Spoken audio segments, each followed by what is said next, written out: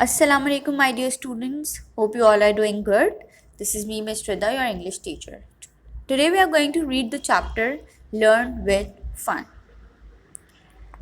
Before start reading, let's recite dua first.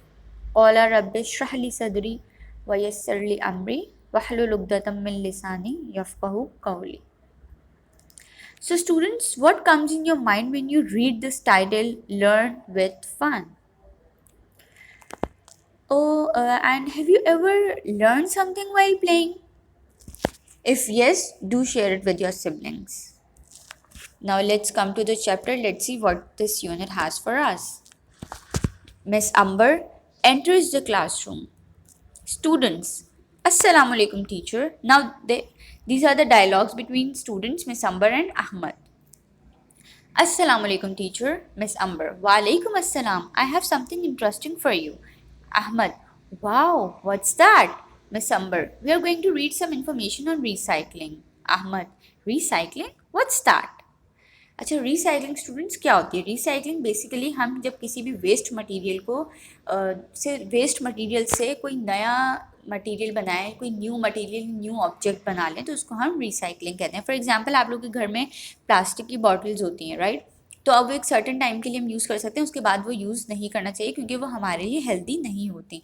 तो हम क्या करते हैं, हम देखें कभी आप लोगों ने बनाया होगा घर की बॉटल से वो पेंसिल बॉक्स बनाया हो या वाज बनाया हो, तो इस प्रोसेस को हम कहते हैं रिसाइकलिंग. कि वो बिल्कुल वेस्ट था, अब वो बॉटल आपकी किसी इस्तेमाल की नहीं थी, तो आपने उसको क्या किया, आपने उससे न्यू मटेरियल बना लिया, एक अपनी न्यू चीज़ बना ली जिस तरह से वो यूटिलाइज हो सकता है. तो this process is known as recycling.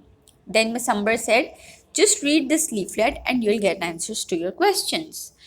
अब लीफलेट क्या होता है? लीफलेट जो होता है वो एक ब्रोशर कह सकते हैं, उसको फ्लायर होता है, हैंड आउट होता है. तो मिस अंबर ने वो डिस्ट्रीब्यूट किया और कहा कि अब जब आप लोग ये पढ़ेंगे तो you will get information about recycling. So students, have you ever heard about 3 R's? If yes, well and good. If no problem. I'm going to tell you about the 3 R's are basically reduce, reuse and recycling. So reduce में क्या होता है कि reduce example ऐसे है कि अगर आपके घर में एक वाटर टैप है, ठीक है, वाटर टैप तो ऑब्वियसली सब घरों में ही होता है.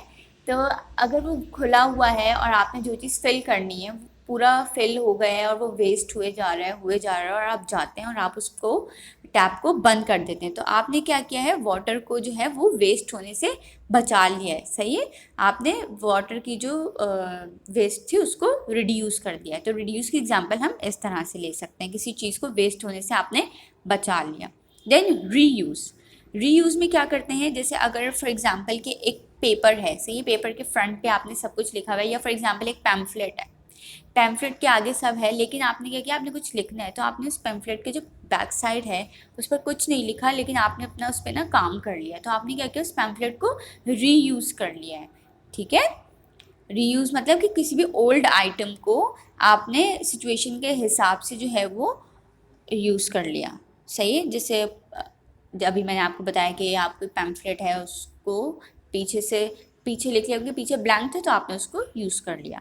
Then recycling, I have already told you about recycling, कि किसी भी जो है वेस्ट मटेरियल को जब आप जो है न्यू मटेरियल में कन्वर्ट करते हैं या न्यू ऑब्जेक्ट बनाते हैं तो उसको हम रिसाइकलिंग कहते हैं. जैसे फॉर एग्जांपल मैंने आपको बॉटल की एग्जांपल दी थी. So now you have to do exercise D and B in your notebook. Jazakallah khair.